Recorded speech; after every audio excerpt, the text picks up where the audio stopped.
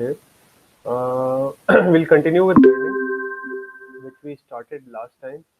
So I'm going to present another simple or basic algorithm for learning or training learning model, which is known as the decision tree. So maybe if you have taken machine learning before or studied data mining, so you would probably be familiar with this technique.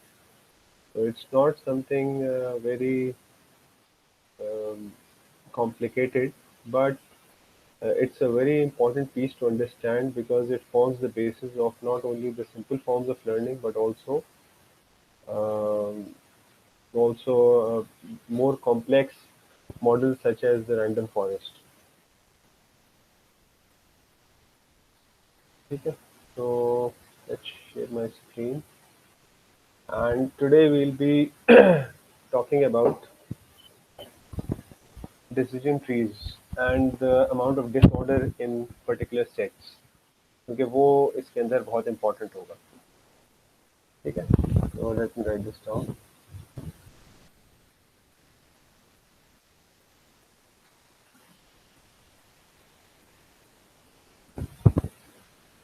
तो ये आज का हमारा title है. But before I delve into the tree, let me give you an intuition. बल्कि let's look at some data. ये किस तरह का डेटा है जिसको हम यूजिंग डिसीजन ट्रीज क्लासिफाई कर सकते हैं. लेट्स से कि अभी कुछ सबसे पहले हमारे पास ये जो इलेक्ट्रिक कार्स हैं, हाइब्रिड व्हीकल्स कहना चाहिए मुझे, वो काफ़ी पॉपुलर हो गई थी जब जापान से इंपोर्ट हो रही थी. अब पता नहीं जापान से ताल्लुकात ख़राब हो गए या हमारी हुकूमत के डिसीजन ऐसे हैं. तो those cars are no longer coming, लेकिन आपको फिर भी नजर आती है सड़कों पे और लोग खरीद भी रहे, प्राइसेस फिर भी ज़्यादा है. तो one of the concerns that we have when we are buying a car कि भाई ये कार कितना काम निकालेगी, या इज इट हाई मेंटेनेंस और लो मेंटेनेंस वाली बात. तो लेट्स से ये looking at that data, we have some sample. हमने कोई 8-10 गाड़ियों को देखा जाके और हमने कहा कि इनकी कुछ फीचर्स हैं इन गाड़ियों के, और फिर वी वांट टू सी कि यार ये हाई मेंटेनेंस है या लो मेंटेनेंस. ठीक है, तो लेट मी ड्रॉ से आप, मेरे लिए थोड़ा सा चैलेंजिंग हो गया इधर, लेकिन चलो स्ट्रेट लाइंस बनाना भी मेरे लिए मुश्किल काम हो जाएगा. अच्छा चले, जैसे कि कुछ फीचर्स को हमने देखा जाके गाड़ियों के करेंगे. तो जिसमें हमने देखा है बैटरी टाइप, किस टाइप की बैटरी होती है, और जिसमें लिथियम आयन बैटरीज हैं जो कि हमारी इन गाड़ियों में लग रही हैं. कुछ गाड़ियाँ लेड एसिड बैटरी भी इस्तेमाल करती हैं. दूसरी चीज़ जो हमारे लिए कंसर्न होती है वो प्राइस है, कि प्राइस रिलेटिवली ज़्यादा है कम है. तो इसको भी बाइनरी रख लेते हैं कि ज़्यादा है या कम है. साइज ऑफ द कार, ये लग्जरी कार है या ये स्मॉल है या सीडान है. तो इसको इस तरह से नॉन न्यूमेरिक डेटा को देखने की, पिछली मरतबा सवाल आया था नॉन न्यूमेरिक डेटा के बारे में. और इसी तरह लेट से स्पीड देख लेते हैं कि स्पीड या पावर कैसी है इस गाड़ी की. ठीक है, और फिर हम जो चीज़ क्लासिफाई करना चाह रहे हैं, this is this high maintenance और नॉट. ठीक है, इसको लिख लेते हैं हाई मेंटेनेंस या हाई मेंटेनेंस. तो लेट्स हमने एक सैंपल देखा, let me right these samples down. पहली गाड़ी देखी हमने जाके, उसमें let's say lithium ion battery लगी हुई है.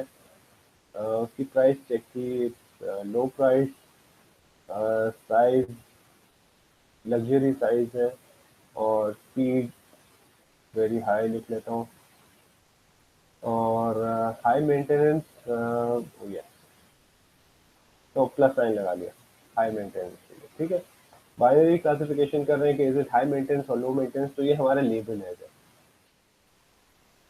इसी तरह लेट सपोज दूसरी गाड़ी देखी जाके, तो इसमें लिथियम आयन की बजाय लेड एसिड बैटरी लगी हुई है, जिसको इस तरह से लिख लेते हैं। प्राइस सेल लो है, size small, maintenance speed very high, और मेंटेनेंस फिर मेंटेनेंस हाई मेंटेनेंस है। तीसरा सैंपल ले लिया हमने इसी तरह, ताकि this is a lithium ion battery, price high है, साइज गाड़ी का लेट्स से स्मॉल, और स्पीड वेरी हाई, और मेंटेनेंस, ये हमारा लेवल है कि गाड़ी निकली तो भाई इसकी मेंटेनेंस लो है, दिस इज नेगेटिव। सवाल हो तो दरमियान में आप लोग अपने माइक को अनम्यूट करके पूछ सकते हैं। लेट से चौथी गाड़ी आती है हमारे पास, और इसकी बैटरी टाइप हमें नहीं पता चल सकी, कि हम इतने होशियार नहीं थे कि बैटरी को देख के बता सकें इस वाली की। तो एक वेरिएशन के लिए डाल दिया कि भाई आई डोंट नो वाली बात, if we don't know what battery type it is, maybe it's another type. Price high थी इसकी, साइज तीसरा साइज लगा लेते हैं कि सीडान है, और स्पीड हाई है, not very high but high, और मेंटेनेंस पे हमने देखा कि इसकी ये लो मेंटेनेंस गाड़ी है। Five again lithium ion battery वाली गाड़ी मिली हमें, price is high, this is another sedan, ठीक है, और स्पीड लेट्स से इसकी मीडियम, और ये भी low maintenance car. Go to the six car, इसमें लेड एसिड बैटरी है, price high, this is a luxury size car, और speed high, and maintenance it turns out is high. We just listing out the data. एक दो और points लिख लेते हैं। जैसे एक और लेड एसिड वाली गाड़ी देखी हमने, लेड एसिड बैटरी, और प्राइस इसकी भी हाई थी। This is a sedan type और साइज कार, और स्पीड हाई।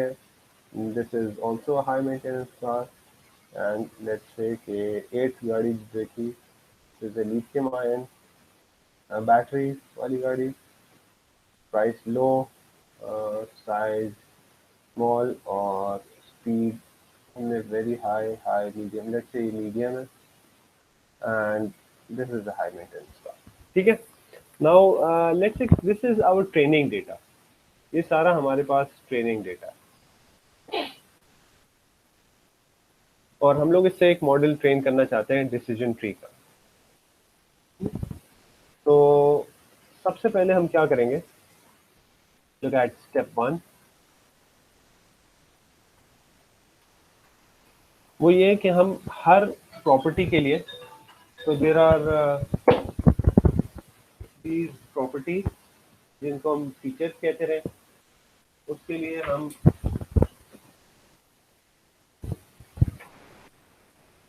एक टेस्ट बनाएंगे हर प्रॉपर्टी के लिए। Every feature is going to have a test, तो we build a test for every feature of the car.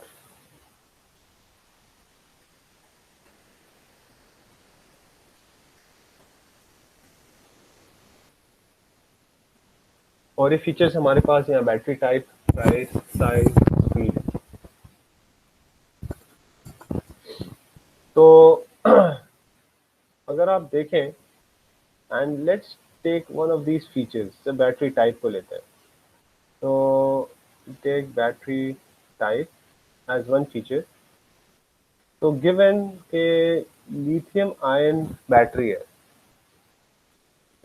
तो द टाइप ऑफ बैटरी कितनी हो सकती है, लिथियम आयन हो सकती है, क्वेश्चन मार्क हो सकता है, इसको थोड़ा सा बड़ा कर लूँ मैं, और लेड एसिड हो सकती है। तो इसके 3 पॉसिबिलिटीज है, लिथियम आयन, कुछ का हमें पता नहीं, और लेड एसिड भी हो सकती है। ठीक हो गया। वो इतनी खामोशी के साथ तो बिल्कुल मुझे कुछ पता नहीं चल रहा। आप लोगों को आवाज आ रही है? आप मेरे साथ भी हैं कि नहीं? अच्छा, अब लेबल लगाते हैं। जैसे ये पहली गाड़ी है, लिथियम आयन बैटरी थी, और लेबल क्या है मेंटेनेंस का? हेलो, कोई है साथ मेरे? Yes sir. Okay good. या कोई कोई हाँ हाँ हूँ करता रहता है बंदा, तो पता लगता है। कल भी मुझे वो जो है कि जब असली क्लास में होते थे तो टीचर्स कहते थे भाई खामोश रहो, अब वर्चुअल क्लासरूम में तो टीचर कहते कुछ तो बोलो यार। तो खैर, पहली गाड़ी को देखा, lithium ion, it's a high maintenance car.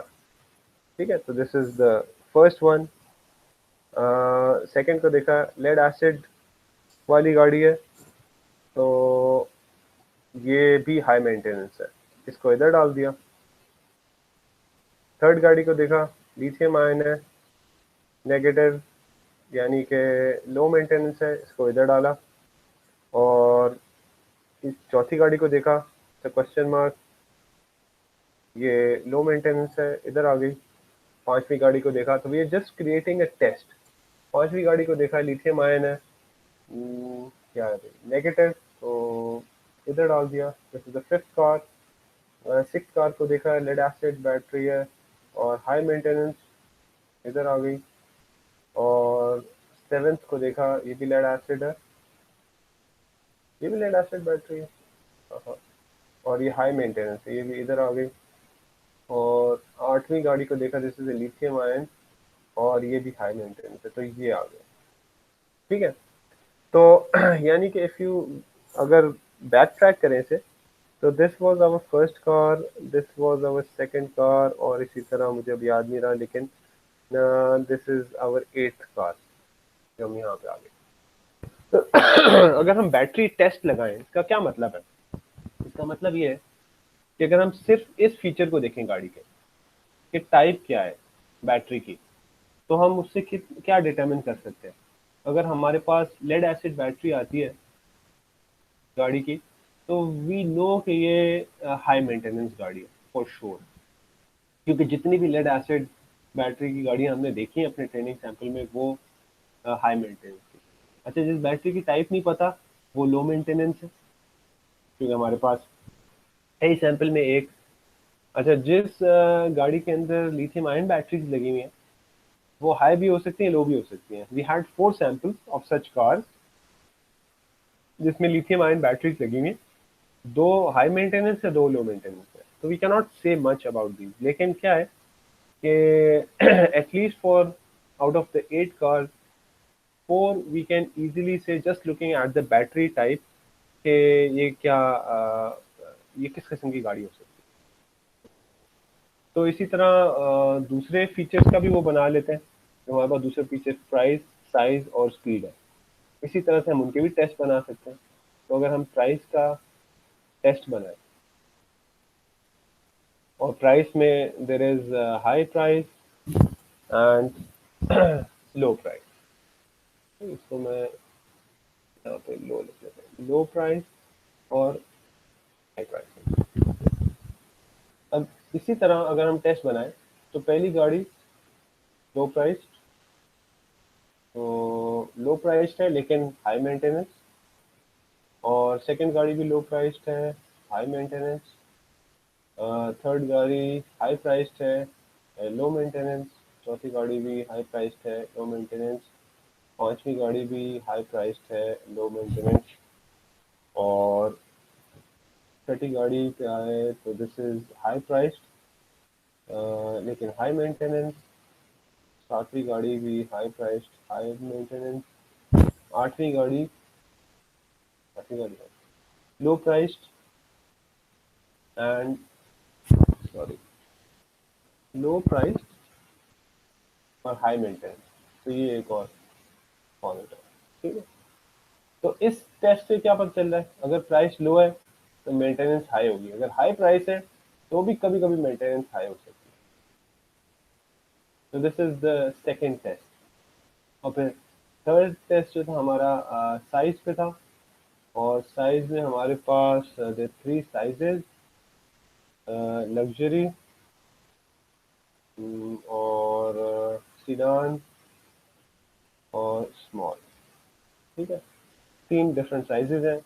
और इसी तरह अगर मैं इनको भी क्लासिफाई करूं तो पहली गाड़ी जो आ, इस तरह देख लेते हैं कि लग्जरी दो है, दो कार्स लग्जरी हैं, दोनों हाई मेंटेनेंस है, 1 and 6, ये दोनों हाई मेंटेनेंस हो गए इधर। जो सीडान है कितनी है हमारे पास यहाँ पे, 1 2 3, दो सीडान जो है वो लो मेंटेनेंस है, एक सीडान हाई मेंटेनेंस है। तो नेगेटिव नेगेटिव पॉजिटिव। और इसी तरह स्मॉल कार्स जो है 1 2 3, तीन स्मॉल कार्स हैं इन 8 में से। One of them small cars है, two of them are high maintenance plus plus, और एक स्मॉल कार लो मेंटेनेंस है। तो we have plus plus minus, तो दैट साइज। और पांचवा जो हमारे पास है क्या है, स्पीड, स्पीड टेस्ट कह लेते हैं इसे। और स्पीड हमारे पास स्पीड भी तीन किस्म की है, वेरी हाई को वी लिख देता हूँ उस वक्त, हाई और मीडियम, ठीक है। तीन हो गए, अब जगह मेरी कम हो गई है। तो वेरी हाई वाली जो गाड़ियां हैं वो कौन सी है, ऊपर की तीन है, जिनमें दो हाई मेंटेनेंस है और एक लो मेंटेनेंस है। हाई में हमारे पास तीन गाड़ियां हैं इसी तरह, जिसमें एक लो मेंटेनेंस है और दो हाई मेंटेनेंस है, ये भी हो गई, ठीक है। और मीडियम में हमारे पास दो गाड़ियां, एक लो मेंटेनेंस है, एक high maintenance. So these are the tests जो हमारे पास बन गए। Now we want to construct a tree जिससे हम इस किस्म की गाड़ियों को क्लासिफाई कर सकें। हमारे पास ये फीचर्स आ रहे हैं ऊपर, battery type, price, size and speed, चार फीचर्स हैं। और हमारे पास ये लेबल है जो मेंटेनेंस के साथ लिखा हुआ है कि हाई मेंटेनेंस है या लो मेंटेनेंस है, जिसको हमने पॉजिटिव हाई मेंटेनेंस रखा है, नेगेटिव लो मेंटेनेंस रखा है।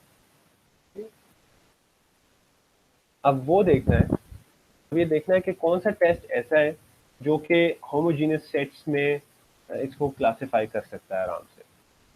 होमोजीनियस सेट कहते हैं जिसके अंदर सारी एक ही जैसी चीजें आ जाए, यानी कि for example this is a homogeneous set, कि अगर बैटरी टाइप को देख रहे हैं तो हमने ये देखा कि अगर लेड एसिड बैटरी है तो these are always high maintenance. इसी तरह प्राइस को देखा कि प्राइस लो है, this is a homogeneous set जिसके अंदर लो प्राइस होगी तो हमेशा हाई मेंटेनेंस होगी, ठीक है। तो दीज आर होमोजीनियस सेट्स।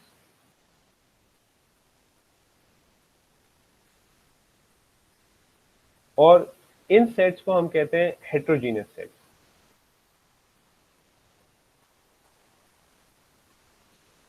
जहां पे दोनों किस्म के आइटम्स हैं। कि हम सिर्फ लिथियम आयन के बैटरी टाइप को देखकर ये नहीं कह सकते कि भाई ये हाई मेंटेनेंस गाड़ी है या ये लो मेंटेनेंस गाड़ी है। तो these homogeneous sets are good and the heterogeneous sets are bad for our tree, for our test कहना चाहिए। तो we would want to construct a tree कि ठीक है, अगर हमें जितने ज़्यादा होमोजीनियस सेट्स रूट नोड में मिल रहे हैं तो वो हो जाए, और उसके बाद जो हेट्रोजीनियस सेट है उस पर दूसरा टेस्ट लगा लें और उनको स्प्लिट कर लें, ठीक है। Any question? तो बेसिकली हम we are going to construct a tree of test. तो T1 एक टेस्ट बनाया, और लेट्स से कि यहाँ हमारे पास होमोजीनियस सेट आ गया और यहाँ हेट्रोजीनियस सेट आ गया। फिर जब जहाँ हेट्रोजीनियस सेट आ गया, यहाँ होमोजीनियस जहाँ सेट आया वो तो हमें पता चल गया कि is this high maintenance car और लो मेंटेनेंस कार। जहाँ हेट्रोजीनियस सेट आया वहाँ टेस्ट 2 लगाया हमने और उससे स्प्लिट कर लिया। तो लेट्स से यहाँ पे हमारे पास होमोजीनियस सेट आया और यहाँ हेट्रोजीनियस सेट आया। तो होमोजीनियस सेट आया ये तो क्लासिफाई हो गए, और जहाँ हेटेरोजेनियस सेट आया वहाँ टेस्ट 3 लगाए। इस तरह से हमारा एक ट्री बन जाता है जिससे हम इस किस्म के डेटा को क्लासिफाई कर सकते हैं। और इन दिस केस हम गाड़ियों को क्लासिफाई कर सकते हैं कि ये हाई मेंटेनेंस गाड़ी है या लो मेंटेनेंस गाड़ी है। ठीक है, तो let's get back to our example. हम let's take the battery test, क्योंकि सबसे ज़्यादा होमोजीनियस सेट्स हमें इस बैटरी टेस्ट में नज़र आ रहे हैं कि कैलकुलेट अगर करें तो 4 items out of the 8 have been classified in the homogeneous sets. यहाँ पे प्राइस के अंदर देयर आर 3 आइटम्स जो होमोजीनियस सेट के अंदर है। हमारे साइज के अंदर होमोजीनियस सेट्स कौन से वाले, ये वाला है। देयर ओनली 2 आइटम्स जो होमोजीनियस सेट के अंदर है, और स्पीड के अंदर तो सारे ही हेटेरोजीनियस सेट्स हैं, तो बेसिकली 0 आइटम। तो सबसे ज़्यादा आइटम जो होमोजीनियस सेट्स के अंदर है वो बैटरी टाइप में, उस टेस्ट को हम सबसे पहले ही ले लेते हैं। तो उसी टेस्ट को ले लेते हैं, बैटरी टाइप, और इसको रूट बना लिया हमने इस ट्री का। तो battery types lithium ion, unknown और लेड एसिड। अब इसमें किस्सा ये था कि हमारे पास 4 जो है वो होमोजीनियस सेट्स में आ जाते हैं, यानी this is the negative, this sample जिसका बैटरी टाइप अननोन है, I go back to my data which is number 4, तो वो होमोजीनियस सेट से क्लासिफाई हो गया। तो इसको मैं सैंपल नंबर 4 लिख देता हूँ यहाँ पे। इसी तरह लेड एसिड बैटरी वाले 3 सैंपल्स जो कि पॉजिटिव थे, यानी ये वाला नंबर 2 और नंबर 6 एंड नंबर 7। तो वो सारे हाई मेंटेनेंस गाड़ियाँ हैं, 1 2 3। तो this is number 2, number 6 and number 7। तो ये तो बैटरी टाइप से डिटरमिन हो गया कि जो हाँ लेड एसिड बैटरी लगी हुई वो हाई मेंटेनेंस है, जहाँ पे बैटरी अननोन है लो मेंटेनेंस है। हाँ, लिथियम आयन वाली गाड़ियाँ जो है वो 4 है हमारे पास। 2 उसमें से हमारे पास हाई मेंटेनेंस थी और 2 लो मेंटेनेंस थी। तो हम क्या करेंगे, we apply another test, test 2, and let's take that test जिसमें हमारे पास सेकंड नंबर पे सबसे ज़्यादा होमोजेनियस सेट में पॉइंट्स आ रहे थे, which turns out to be the price. सही है। अब प्राइस में हम देख लेते हैं, तो देखते हैं कि प्राइस में ये कौन से सैंपल्स थे। ये प्राइस जिनकी लो है, 3 की लो है, 1 मिनट,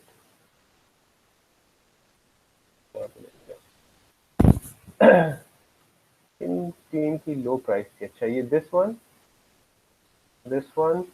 एंड दिस वन, और ये हाई मेंटेनेंस गाड़ी है।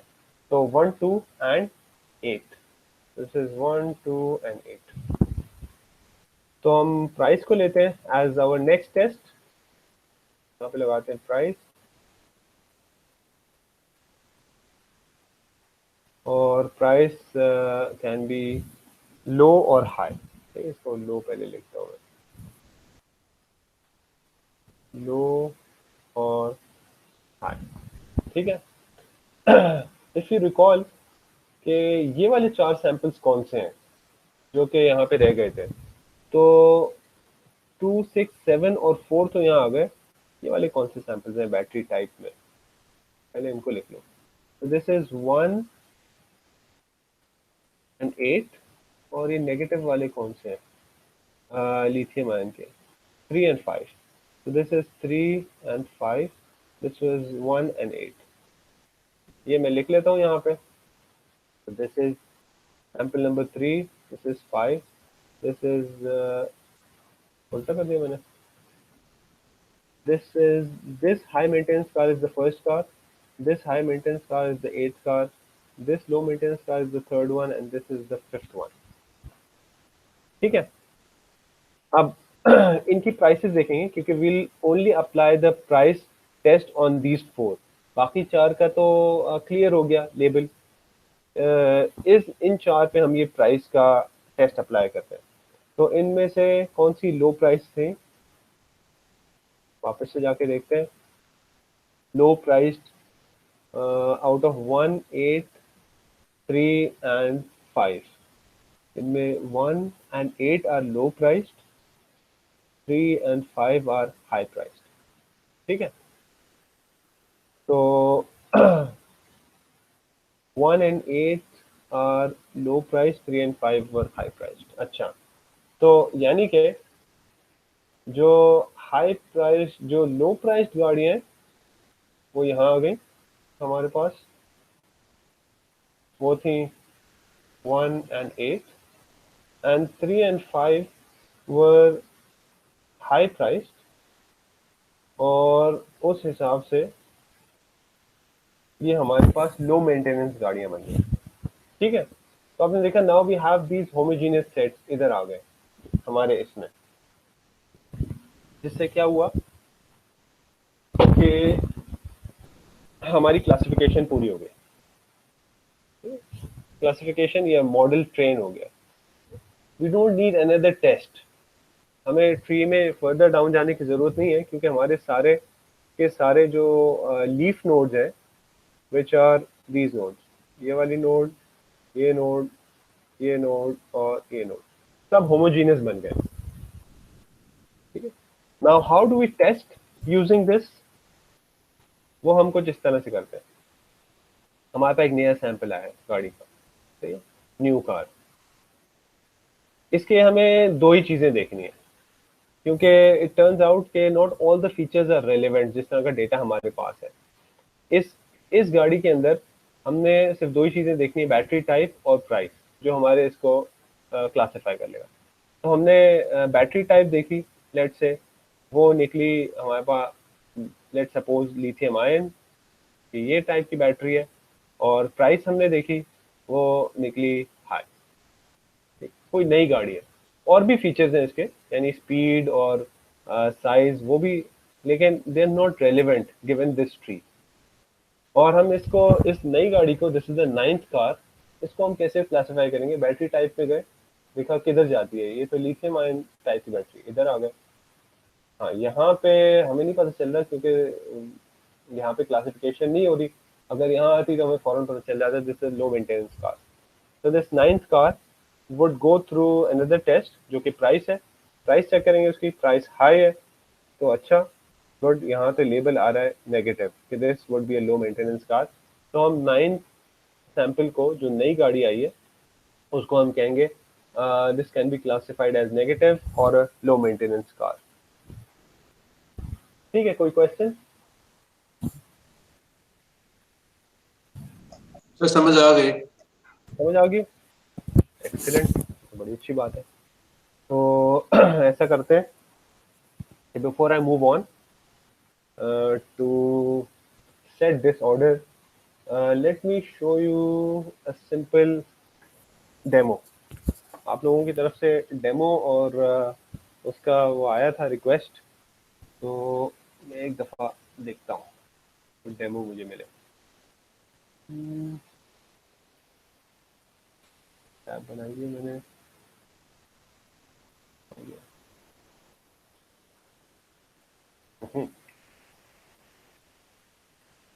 स्क्रीन शेयर हो रही मेरी?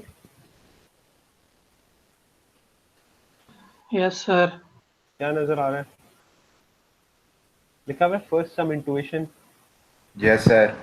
Okay good. यहाँ पे डेटा जो है ना न्यूमेरिक है, और हम इसी तरह डिसीजन ट्री बनाना चाह रहे हैं। यहाँ पे डेटा कुछ ऐसा है, ये जो आपको ब्लू और ग्रीन बार्स नजर आ रही है, these are these each bar represent homes। जो ग्रीन वाले घर हैं वो सैन फ्रांसिस्को में है, और ब्लू वाले घर वो न्यूयॉर्क में है।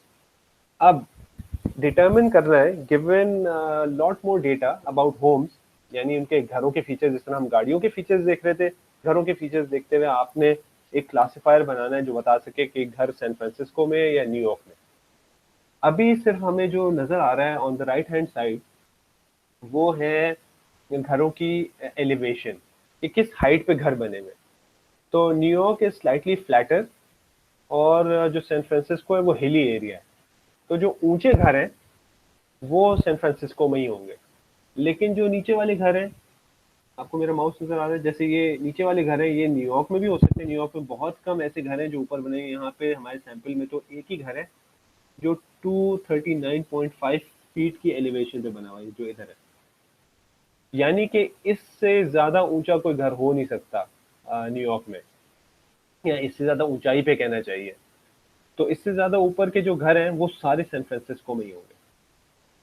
तो this is one feature, the height eight which the house is built. तो ये जो सारे बीच में ये 239 से नीचे के घर हैं, या लेट सपोज के 100 एंड जितनी भी एलिवेशन है इस जगह में, उससे नीचे जो घर हैं ये सारे मिक्स में। ये इनका नहीं पता चल सकता just looking at this feature, the elevation of the house, कि भाई न्यूयॉर्क में या सैन फ्रांसिस्को में। अब इसको कैसे क्लासिफाई करेंगे? तो then we want to look at some other features as well. जिसमें प्राइस ऑफ हाउसिंग हो गई। अब यहाँ पे क्या हुआ है, ये डेटा थोड़ा सा मॉडिफाई हुआ है। अच्छा, just giving you heads up, ये बहुत अच्छा विजुअल रिप्रेजेंटेशन बनी हुई है ऑफ द डिसीजन ट्री। और विजुअलाइजेशन का एक पूरा कोर्स होता है हमारे पास, जिसमें आप इस तरह की विजुअलाइजेशन फिर डेवलप भी कर सकते हैं। दिस फ्रेमवर्क इन विच, या जो लाइब्रेरी यूज की गई है, इज कॉल्ड D3। तो बहरहाल यहाँ पे जो आपको ये स्कैटर प्लॉट नजर आ रहा है, ये डॉट्स नजर आ रहे हैं आप लोगों को, या क्लियर नहीं है? Sir this is bad visualization. This is bad visualization, क्यों? सर हमें ये बताया लाइक एक साइड में जो हमें डेटा गिवन है वो मीटर्स पे बात कर रहा है और ग्राफ हमारा फीट पे बात कर रहा है। नहीं है, बैड विजुअलाइजेशन उसकी अच्छी है। वो जो जिस तरह से लिखा हुआ है, वो वाकई ये बात सही कह रहे हो तुम, कि इस तरफ मैट्रिक्स दूसरे यूज हुए में, और बनाने वाला, लिखने वाला डिफरेंट बंदा था और बनाने वाला डिफरेंट बंदा था। जी सर। अब एग्रीड, लेकिन विजुअलाइजेशन बहुत खूबसूरत है। तो यहाँ पे हुआ हुआ ये कि जो आपको स्कैटर प्लॉट नजर आ रहा है, इसमें ये जो वाई एक्सिस पे इट्स द हाइट जो पहले भी थी, लेकिन एक और डायमेंशन ऐड कर दी यहाँ पे एक्स एक्सिस पे, विच इज द प्राइस पर स्क्वायर फीट लिखी हुई है नीचे। लेफ्ट हैंड साइड पे पर स्क्वायर मीटर हुई हुई है। तो वो बनाने वाला कोई और है, और लिखने वाला कोई और है। बहरहाल आप अगर डेटा को देखें सिर्फ, लुकिंग एट द प्लॉट, तो यू कैन सी के प्राइसेस न्यूयॉर्क में ज़्यादा हाई होती हैं, और सैन फ्रांसिस्को में हाइट तो ज़्यादा, एलिवेशन ज़्यादा है, लेकिन प्राइसेस इतनी ज़्यादा नहीं है। तो यहाँ पे शायद आपको नज़र आया कि ये हाईलाइटिंग हुई, जिसमें ये कट ऑफ जो डिसीजन बाउंड्रीज हमने जिस तरह से वहाँ पे बनाई थी नियरेस्ट नेबर में, कुछ डिसीजन बाउंड्री बन गई इसी तरह।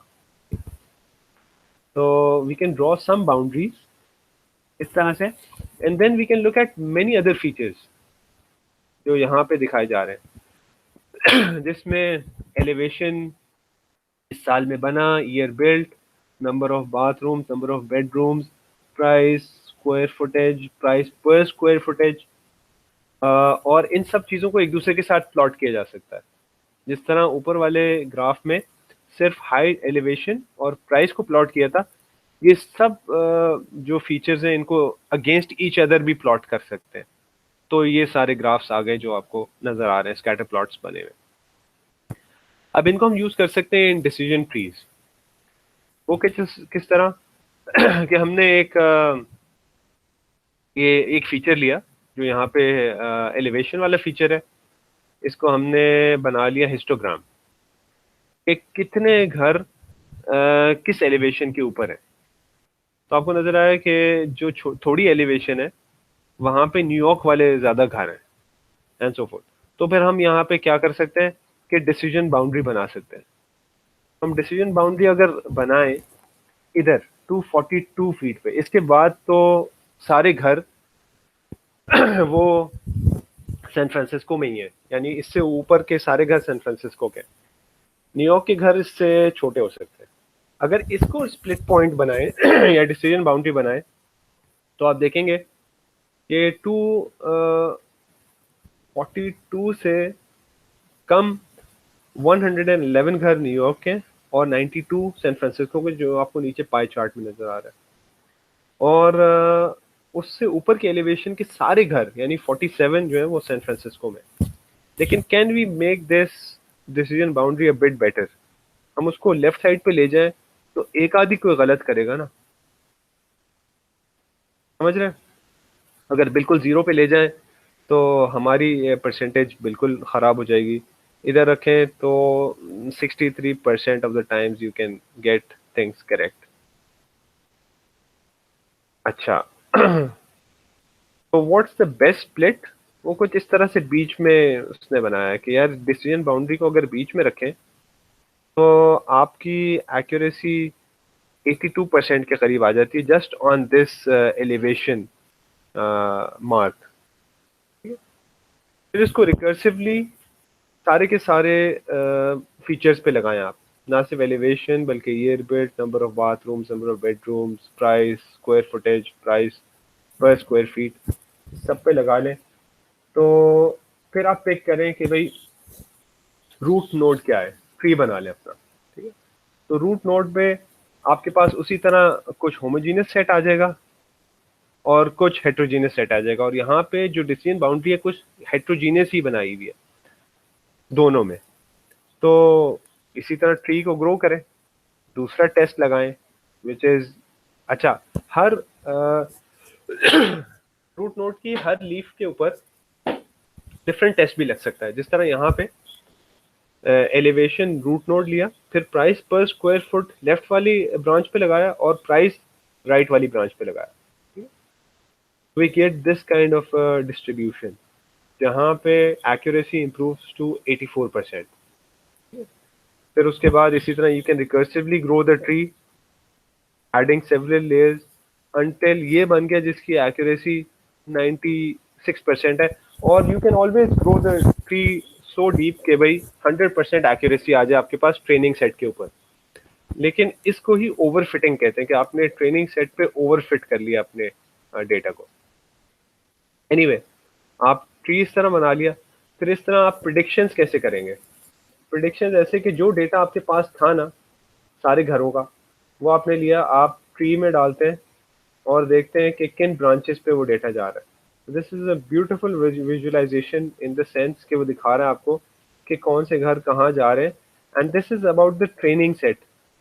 तो आप देख रहे हैं कि ट्रेनिंग के ऊपर एक्यूरेसी इस ट्री की जो बना लिया था ऊपर, इट्स 100%, यानी 111 घर जो न्यूयॉर्क के थे वो न्यूयॉर्क वाली साइड पे आ गए, और 139 घर जो सैन फ्रांसिस्को के थे वो उस तरफ चले गए।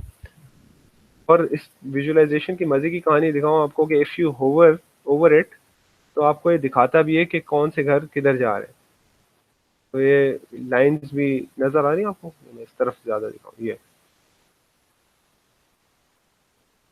तो घर कहाँ से जा रहे हैं, डेटा पॉइंट्स किस तरह क्लासिफाई हो रहे हैं। तो again let's look at test data, क्योंकि अभी तक हमने सिर्फ ट्रेनिंग डेटा को ही देखा है, लेकिन लेट्स से टेस्ट डेटा आता है हमारे पास for reality check, we have some other points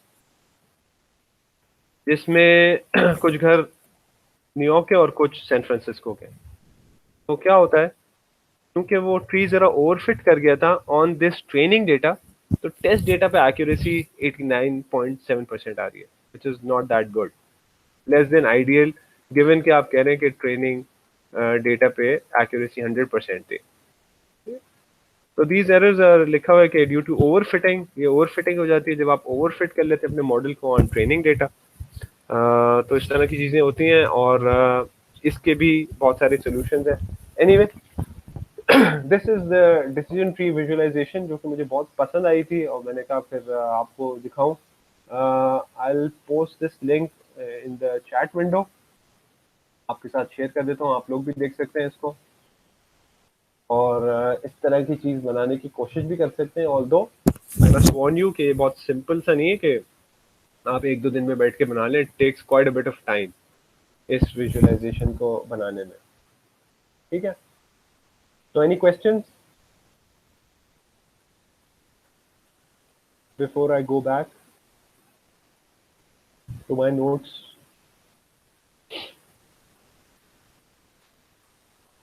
excuse me sir. Sir actually मैं पूछना चाहता था कि हम मतलब कैसे डिसाइड करेंगे, कोई लिमिट है इस पे या टेस्ट डाटा और ट्रेनिंग डाटा के दरमियान मतलब अगर उनके दरमियान मतलब कितना डिफरेंस हो तो हम कहेंगे कि ओवर फिटिंग है या अंडर फिटिंग है? हाँ, अंडर फिटिंग तो ये है कि आपके ट्रेनिंग डेटा के ऊपर अच्छा, ओवर फिटिंग और अंडर फिटिंग तो वैसे इस कोर्स में मैं टैकल नहीं करता, लेकिन ओवर फिटिंग कुछ ये है कि ट्रेनिंग डेटा पे तो बहुत हाई एक्यूरेसी आ रही है, और इस हाई एक्यूरेसी का मतलब ये होता है कि बिल्कुल 100%, तो ओवर फिट हो गया। और फिर जब टेस्ट डेटा पे ट्रेन किया तो लो एक्यूरेसी आ रही है, और जो कि कई दफ़ा यहाँ तो जो एग्जांपल देखा हमने उसके अंदर तो 89 which is still pretty good, लेकिन हम बहुत सारे केसेस में बहुत लो एक्यूरेसी देखते हैं ओवर फिटिंग की वजह से, जिसकी जिसकी वजह ये होती है कि डिसीजन बाउंड्रीज बहुत नैरो हो गई हैं, बहुत करीब करीब बनी हुई हैं, तो आपने डेटा को ओवर फिट कर लिया। तो इसकी खैर बहुत सारी टेक्निक्स हैं कि ओवर फिटिंग से बचाना कैसे है आपने अपने मॉडल को, और अंडर फिटिंग तो सिर्फ कम ट्रेनिंग की वजह से ही होता है जनरली। अच्छा, अब मैं जाता हूँ मेजर ऑफ डिसऑर्डर पे।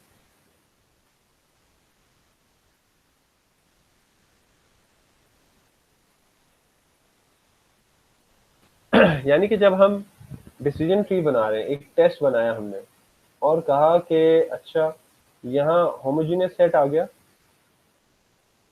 लेकिन यहाँ पे हमारे पास हेट्रोजीनियस सेट आया है कि टेस्ट में कोई फीचर है, फीचर 1, फीचर 2, और इस फीचर से हेट्रोजीनियस सेट मिल रहा है, इसमें होमोजीनियस सेट मिल रहा है। और लेट्स से हमारे पास एक और टेस्ट है और इसमें भी कुछ ऐसी ही कहानी है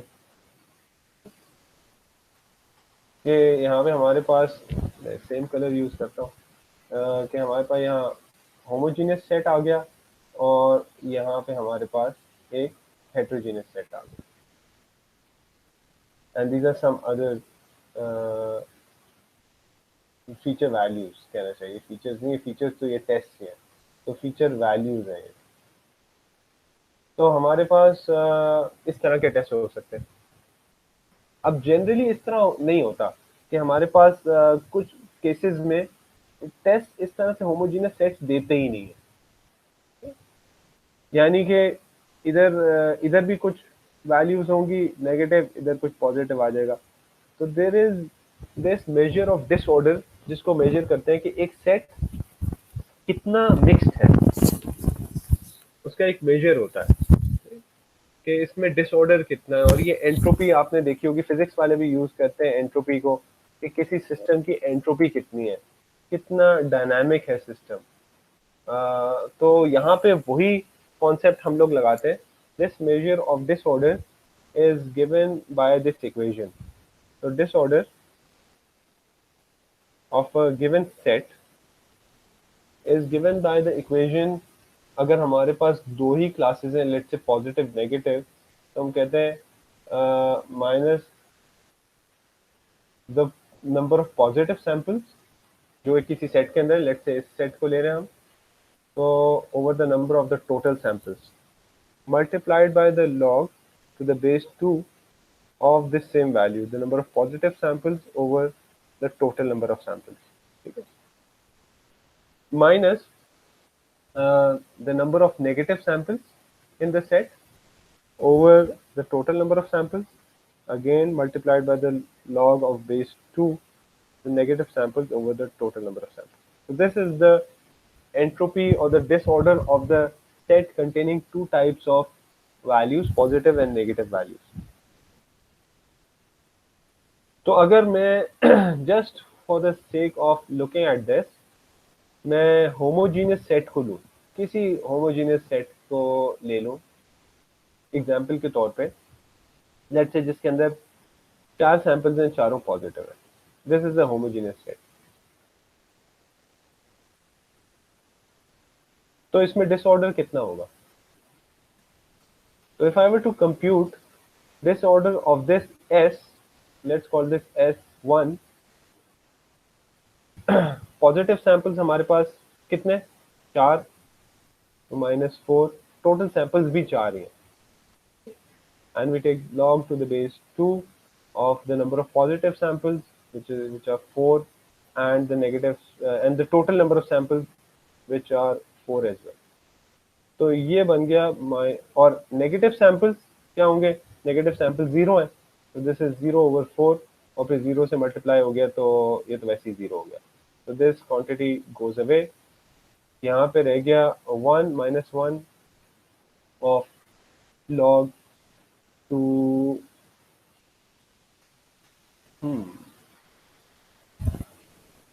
ये क्या बना, log of 1, log of 1 याद है किसी को कि क्या होता है?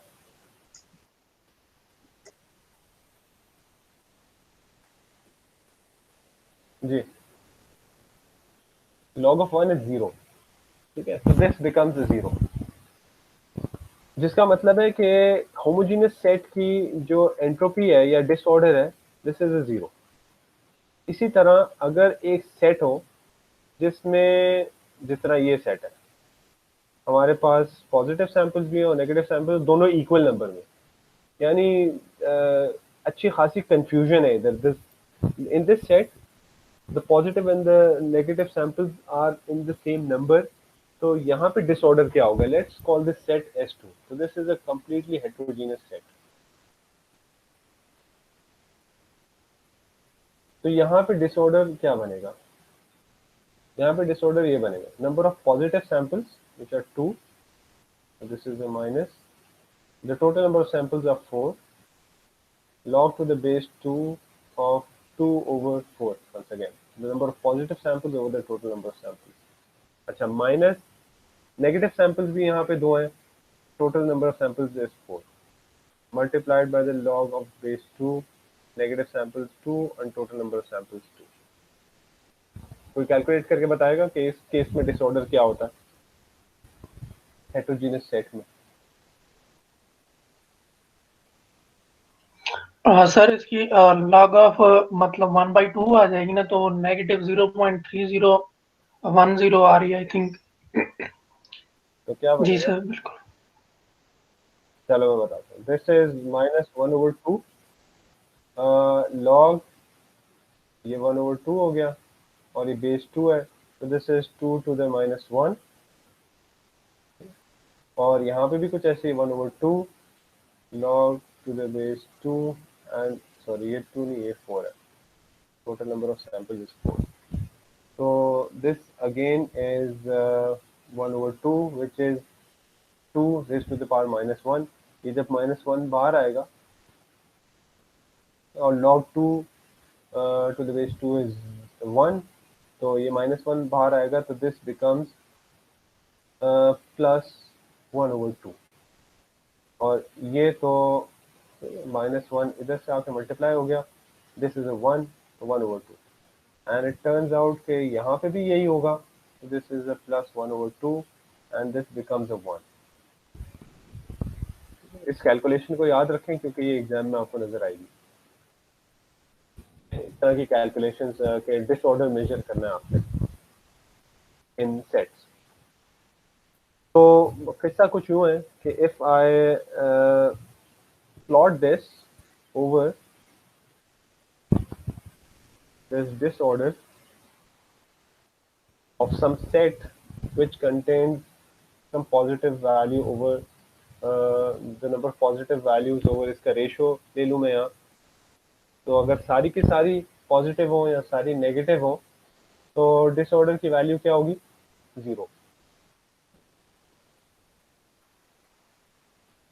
सारी की सारी पॉजिटिव होंगी तो दिस P/T इज 1, सारी की सारी नेगेटिव होंगी, दिस P/T इज 0, तो दोनों केसेस में डिसऑर्डर 0 है, विच वी सॉ के होमोजेनियस सेट है, तो सेट में डिसऑर्डर नहीं है, और डिसऑर्डर की मैक्सिमम वैल्यू वो 1 हो सकती है, जो कि हमने इस केस में यहाँ देखा कि पॉजिटिव और नेगेटिव सैंपल्स दोनों ना बराबर है, तो वो होता है यहाँ पे जहाँ पे P/T इज 1/2, तो ये वाला पॉइंट है, और फंक्शन कुछ ऐसा है इसका,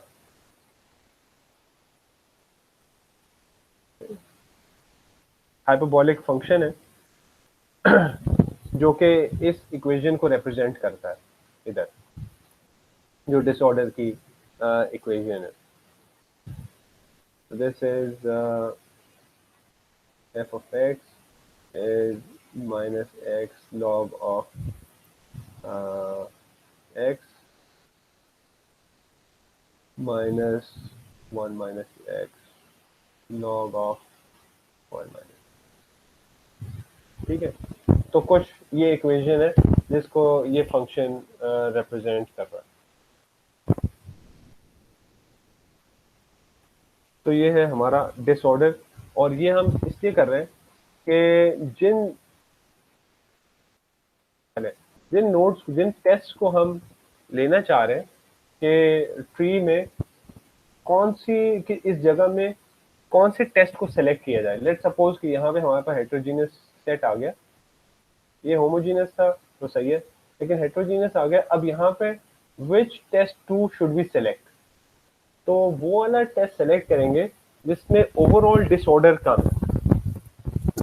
तो there would be this quality of the test. इस क्वालिटी ऑफ टेस्ट को, let's say this is test I, इस क्वालिटी ऑफ टेस्ट को हम मेजर कर सकते हैं जस्ट यूजिंग डिसऑर्डर के given the disorder of all the sets in this test, let's say this is test I, और इसके अंदर ये मुख्तलिफ सेट्स हैं जो बन रहे हैं, तो we take disorder of this S of I, या S ही रखते हैं for simplicity, say S is all the sets for this test, और इस disorder को multiply करेंगे the number of samples in S divided by the total samples, total number of samples being handled by the test.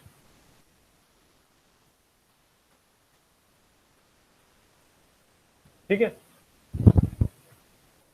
तो ये summation है over all of this,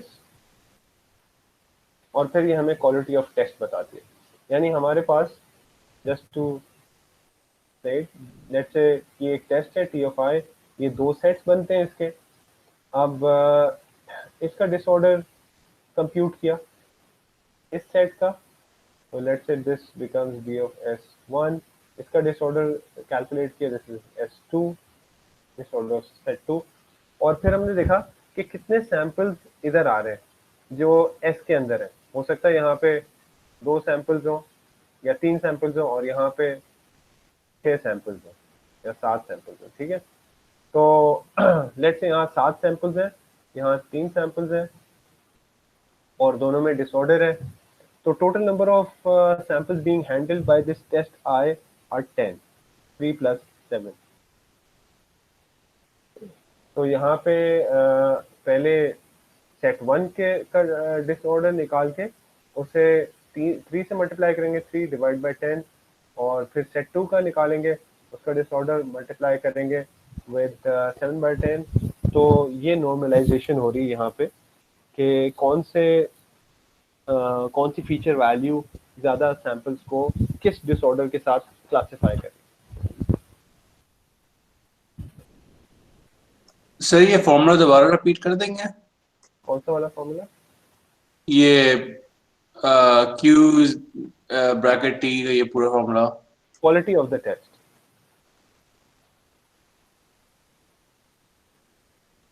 कि कौन सा टेस्ट कितना अच्छा है।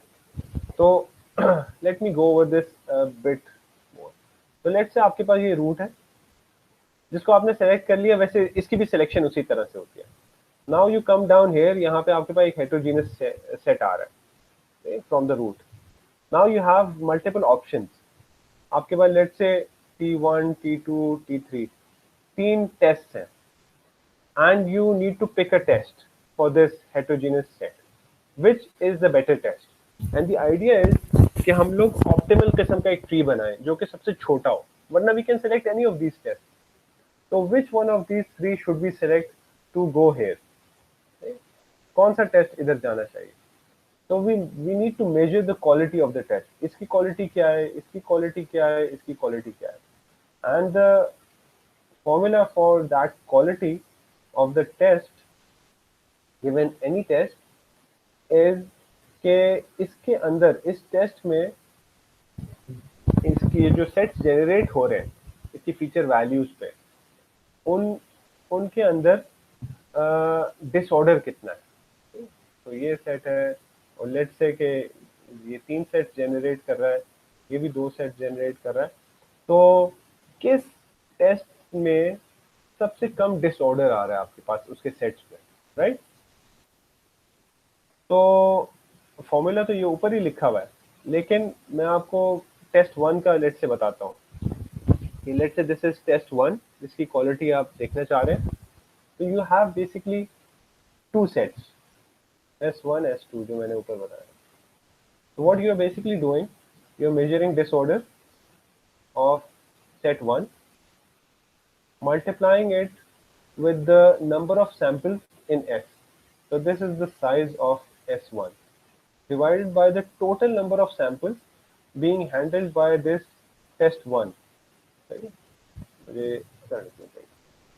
Number of samples handled by test 1.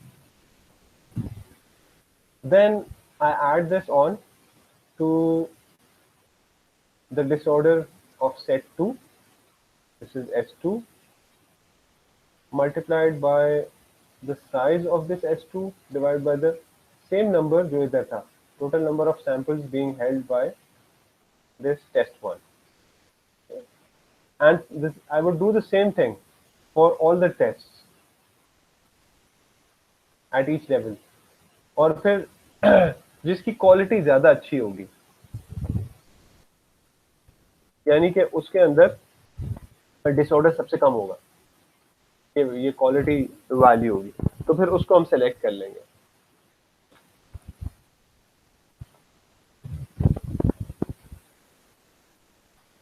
ठीक है. Any other question?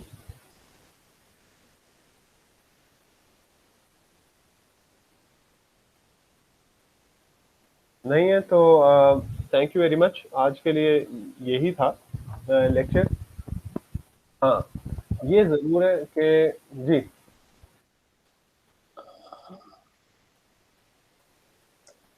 कि मैं तो प्रोसेस कर रही है. हाँ, इंट्यूशन भी दे देता हूँ थोड़ी सी. मैं intuition behind this decision tree और डिसीजन बाउंड्रीज, जिस तरह से हमने NN में देखा था, मैं थोड़ा सा जगह दे देता हूँ. यानी नियरेस्ट नेबर में कि हमारे पास अगर कुछ इस तरह के लेट सपोज सैंपल आ गए, तो हमने नियरेस्ट नेबर में देखा था कि we were building these decision boundaries which were like this sort of, कुछ इस तरह से है, कुछ ये है, फिर ये है, और यूं करके डिसीजन बाउंड्री बन गई. ठीक है ना. Decision tree is also making decision boundaries. लेकिन अगर कुछ इस तरह की क्लासेस हैं हमारे पास, यहाँ आ जाती है, तो डिसीजन ट्री के अंदर जो बाउंड्रीज बनती हैं they are parallel to the axis line. यानी कि डिसीजन ट्री ये कहता है अच्छा ये वाले सैंपल्स और ये वाले सैंपल्स, तो ईच नोड इज क्रिएटिंग. तो पहले हमने अगर ये वाली एक्सिस ले ली एट द रूट नोड, तो हमने उसको स्प्लिट लगाया, goes at a right angle to this axis. उसके बाद हमने इस वाले पीस को देखा, तो अच्छा इधर हमने एक लाइन लगाई, तो डिसीजन बाउंड्री ये हो गई बीच में बिल्कुल. और फिर हमने इनके बीच में लाइन लगाई, तो इट बिकम्स लाइक दिस. तो डिसीजन बाउंड्रीज ही बन रही हैं स्लाइटली डिफरेंटली, जो कि एट राइट एंगल्स है to the axis line, unlike nearest neighbours जहाँ पे वो मिड पॉइंट देख रहा होता है, या जो बाइसेक्टर है 2 पॉइंट्स का, उसको देख रहा होता है. ठीक है. So this is the main difference between nearest neighbours and decision trees. और फिर कुछ डिसीजन ट्रीज में सिमिलैरिटी भी है in terms of with rule based systems, जहाँ पे हमने वो ट्रीज देखे थे। चलिए, आई होप आप ये बस ये बता दें, जो आपने फॉर्मूला ऊपर लिखा हुआ था, आपने जी। लिखा हुआ कि नंबर ऑफ सैंपल, तो इसका मतलब ये है कि कितने, लेट्स से ब्रांच जब होता है एक में टोटल सैंपल साइज 10 है, एक में 5 है, दूसरे में 5 है। आप इस नंबर ऑफ सैंपल्स की बात करें तो मैंने यहाँ लिखा हुआ इस फॉर्मूले में इधर।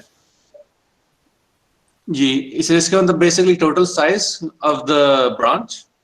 जी, टोटल साइज ऑफ ब्रांच है जो यहाँ से इस ब्रांच से होते हुए यहाँ आ गए 20 सैंपल। जैसे मैंने ये टी ऑफ आई बनाया था, तो 3 सैंपल इस फीचर की वैल्यू से इधर आ गए, राइट?